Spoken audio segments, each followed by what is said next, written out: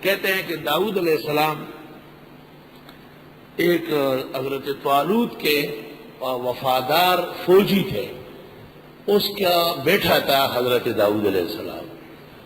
حضرت شموئیل کو وحی آئی، انہوں نے طالوت کو اطلاع دی۔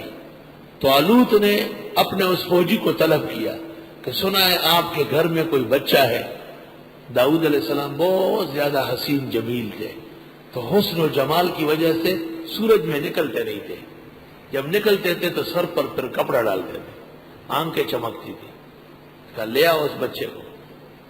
جب لے آئے تو کہا یہ جالوت سے ہم بہت تنگ ہیں، اس کے لیے کچھ تدبیر کر لو۔ حضرت داؤد علیہ السلام مچوغنے کے بڑے ماہر تھے۔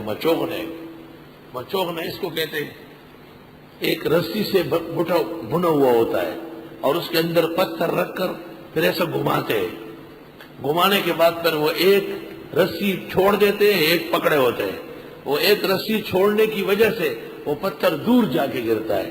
اس کو ہماری پشتو میں کہتے ہیں مچوغنا۔